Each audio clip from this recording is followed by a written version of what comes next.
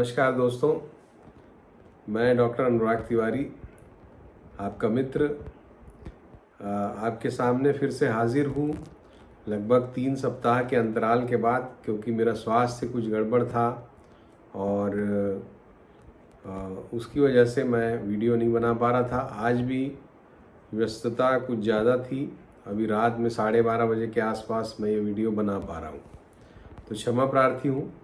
महत्वपूर्ण समय था, इसलिए मुझे लगा कि ये वीडियो ज़रूरी है और काफ़ी लंबा गैप भी हो गया था। तो आशा है कि आप इस वीडियो को ध्यान से सुनेंगे और हमारा जो पिछला वीडियो था उसको भी एक बार देख लीजिएगा, क्योंकि उसमें कही गई हमारी अधिकांशतया बातें सही सिद्ध हुई हैं, जिसमें हमने सेना के बारे में भी कहा था। और आप देखिए, सेना के कुछ जवानों की मृत्यु हुई है, शहीद हुए हैं वो। इसके अलावा गुरु के वक्री होने की वजह से रोग फैलने की बात हमने की थी और निपा वायरस से अभी परेशानी हो रही है और उसके बारे में भी बताऊंगा आपको, तो वो भी आप फॉलो करिए। और भी बहुत सारी बातें हमने अपने पिछले वीडियो में कही थी। राजनीतिक उलटफेर, उठापटक की बातें की थी और 5 दिन का सत्र आने वाला है, जिसके वजह से काफ़ी राजनीतिक हलचल तेज हो गई थी। तो इस तरह से वो भी हमारा वीडियो आप देखिएगा। जो वर्ष कुंडली का जो वीडियो था, जो भारतीय हिंदू नववर्ष की कुंडली होती है, उसका लिंक मैं दे रहा हूँ। उसमें भी हमारे एक दर्शक ने कहा कि आपकी एक एक बात सही सिद्ध हुई है और वास्तव में उसमें जो जो बातें हमने कही थी, यहाँ तक कि हमने स्पेस के बारे में बड़ी सफलता की भविष्यवाणी की थी। तो इस तरह से बहुत सारी बातें सही सिद्ध हुई हैं, तो उनको वीडियोस को भी आप देखिएगा। आने वाले समय की कुछ झलकें उससे भी आपको समझ में आएंगी। अब ये जो वीडियो है दोस्तों, ये सूर्य के राशि परिवर्तन के ऊपर हम बना रहे हैं। सूर्य देव दिनांक 17 को 1:20-25 के आसपास दोपहर में अपनी राशि बदलेंगे और सिंह राशि, जो उनकी खुद की राशि थी, वहाँ से निकल के कन्या राशि में संचरण करेंगे। कन्या राशि में उनकी भेंट मंगल से होगी, जो कि ग्रहों के सेनापति हैं।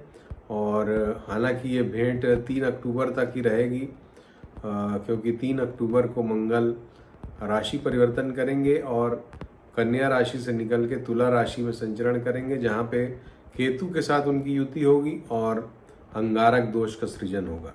तो ये जो परिस्थितियां हैं दोस्तों, ग्रहों की बहुत कुछ कह रही हैं। और क्या कह रही हैं, आइए आपसे शेयर करता हूं। सबसे पहली बात यह है कि मंगल और सूर्य एक साथ तो आ जाएंगे, दोनों एक दूसरे को सपोर्ट करेंगे, राजा और सेनापति। लेकिन ये दोनों ग्रह ही राहु और शनि के साथ षडाष्टक में आएंगे, तो कहीं ना कहीं उच्च पदस्थ लोगों को, सेना को, इन लोगों को कष्ट की स्थिति का सामना करना पड़ेगा। कुछ परेशानी, किसी बड़े व्यक्ति का अवसान, ये सब चीज़ें आपको देखने को मिल सकती हैं। दूसरी बात, मंगल और सूर्य का ये जो संचरण है, ये कहीं ना कहीं एग्रेशन को बढ़ाने वाला होगा। कुछ राशि वालों के लिए भागदौड़ उनकी बढ़ जाएगी, जैसे कि कुंभ राशि है, जैसे कि तुला राशि है, और जैसे कि मिथुन राशि है। तो इन लोगों के लिए जो वायु तत्व वाली तीनों राशियां हैं, यानी 3, 7, 11, इनको कुछ परेशानियां, भागदौड़, बॉस से कुछ कष्ट, परेशानी हो सकती है। तो ये 3 राशि वाले सावधानी रखेंगे इस समय पर। इसके अलावा रोगों के फैलने की बात हमने अपने वीडियो में कही थी, और जबकि गुरु वक्री होते हैं तो हमने कहा था कि रोग बढ़ते हैं और रोग बढ़ रहे हैं। अभी मैं स्वयं भी वायरल फीवर से परेशान था, हमारे बहुत सारे परिचित लोग भी इससे परेशान हैं, और उधर निपा वायरस भी फैल रहा है, पैर पसार रहा है। और चूंकि अंगारक दोष बनने वाला है 3 अक्टूबर से, इसलिए बहुत सावधान रहने की ज़रूरत है, क्योंकि ये जो निपा वायरस है और भी ज़्यादा फैल सकता है, ऐसा ग्रहों की परिस्थितियां कह रही हैं। तो उससे बहुत ज़्यादा अलर्ट रहने की ज़रूरत है। गवर्नमेंट ऑफ इंडिया को हेल्थ डिपार्टमेंट को और हमको, आपको सभी को विशेष रूप से सतर्कता आवश्यक है, क्योंकि अंगारक दोष का सृजन 3 अक्टूबर से हो रहा है। और पिछली बार भी जब ये कोरोना ने बहुत ज़्यादा डैमेज किया था इंडिया में, तो अंगारक दोष का सृजन हुआ था। उसी समय ये बीमारी बहुत ज़्यादा फैल के हर घर में उसकी परेशानी हुई थी। लगभग हर घर में, हर जगह मौतों का तांडव हुआ था। तो बहुत सावधानी की ज़रूरत है। इस समय ये ज़रूर आपको एक अलर्ट करना चाहता हूँ मैं। निपा वायरस से आप बहुत सावधान रहिए और अलर्ट रहिए। इसके बाद मंगल और सूर्य, ये दोनों 3 अक्टूबर को अलग अलग हो जाएंगे और अक्टूबर में ही फिर ग्रहण की स्थितियों का भी निर्माण हो रहा है, तो वो भी एक बात है। लेकिन मंगल और सूर्य का अभी साथ साथ होना क्या दर्शाता है, विशेष करके जो ज़मीन से संबंधित कुछ नए नियम कानून आ सकते हैं, उसके लिए सावधानी रखने की ज़रूरत है। यानी कि कोई ऐसे नियम जो कि ज़मीन को, हाउसिंग सेक्टर को या रियल एस्टेट सेक्टर को प्रभावित करे, इस तरह के नियम सरकार बना सकती है। उनके बारे में कोई निर्णय लिए जा सकते हैं। इसके अलावा मंगल, जैसा कि हम जानते हैं, रेलवे के भी कारक हैं, तो रेलवे से संबंधित भी कुछ नए नियम, कुछ नई चीज़ें हो सकती हैं। रेलवे के बारे में सावधानी की भी ज़रूरत है। कुछ एक्सीडेंट वगैरह के विषय में भी सावधानी की ज़रूरत है।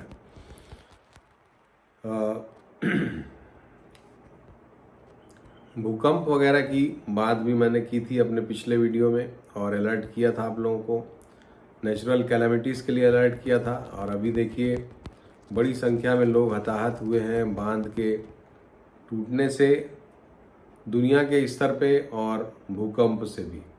तो ये जो समय है दोस्तों, ये काफ़ी ख़राब समय है। और इस समय पर विशेष करके 3 महीने का समय मैंने आपको कहा था, अगस्त अंत से लेकर सितंबर, अक्टूबर और नवंबर तक, अगर आपको पिछला वीडियो याद हो, तो ये नवंबर तक बहुत सावधानी की ज़रूरत है। भूकंप के मामले में, जल से संबंधित दुर्घटनाओं के मामले में बहुत सावधान रहने की ज़रूरत है। और आपको कुछ बातें राशिवार मैं बता दूं कि किन राशियों को विशेष रूप से अलर्ट रहना है। मेष राशि के लिए तो अब थोड़ा बेहतर समय हो जाएगा, क्योंकि मंगल की दृष्टि 3 अक्टूबर से आ जाएगी अपनी राशि पर, तो 1.5 महीने का समय ठीक रहेगा। वृषभ राशि के लिए परिस्थितियां जो हैं वो थोड़ी चैलेंजिंग बनी रहेंगी, लेकिन अंडर कंट्रोल रहेंगी परिस्थितियां। हॉस्पिटल वगैरह का खर्चा बढ़ सकता है। मिथुन के लिए जैसा मैंने बताया पहले ही, भाग दौड़ बढ़ जाएगी। कर्क के लिए ये जो कॉम्बिनेशन हो रहा है सूर्य मंगल का, फिर मंगल का राशि परिवर्तन, तो कर्क के लिए 3 अक्टूबर से थोड़ा चैलेंजिंग समय शुरू हो जाएगा। 3 अक्टूबर से सावधान रहें ये 1.5 महीने के लिए। उसके बाद अगली राशि सिंह राशि के लिए, जैसा कि षडाष्टक में राहु और शनि के आ रहे हैं सूर्यदेव, तो आपको 1 महीने बहुत सावधान रहना है। चोट चपेट, एक्सीडेंट वगैरह से बच के चलना है, तबीयत का ध्यान रखना है। कन्या के लिए ये जो समय है, कन्या राशि में ही सूर्य और मंगल है। एग्रेशन से बचें, अपनी वाणी पे संयम रखें। ब्लड प्रेशर वगैरह के मरीज हैं तो बढ़ सकता है ब्लड प्रेशर। तुला के लिए ये जो समय है, ये खर्चे बढ़ाने वाला होगा, हॉस्पिटल पे खर्च हो सकता है। यात्रा में सावधानी रखें, ये बात बता रहा है ये समय। वृश्चिक के लिए ये समय सकारात्मक परिणाम लेके आएगा, और विशेष करके 3 अक्टूबर तक। 3 अक्टूबर के बाद मंगल जब 12वें चले जाएंगे, उस समय आपका बाहर यात्रा, लंबी यात्रा वगैरह के योग बन सकते हैं। इसके अलावा केस मुकदमा वगैरह अगर कोई है आपका तो बहुत सावधानी की ज़रूरत है। केस मुकदमे में आपके विरुद्ध निर्णय हो सकता है। धनु के लिए ये जो समय है ये अच्छा है और उत्तरोत्तर अच्छा ही रहेगा। सफलतादायक समय है अगले 2 महीने का। इसके पश्चात मकर के लिए जो अभी समय चल रहा है ये भी धीरे धीरे सुधार पे है, आगे और अच्छा होता जाएगा समय। और सूर्य अभी आपके अष्टम में बैठे हुए थे, अब नवम में चले गए हैं, तो लगभग 1 महीने से जो हेल्थ इश्यूज़ कुछ रहे होंगे वो रिजॉल्व हो जाएंगे और आपके लिए अच्छा समय आगे आएगा। और पद प्रतिष्ठा में वृद्धि भी हो सकती है आपके 3 अक्टूबर के बाद।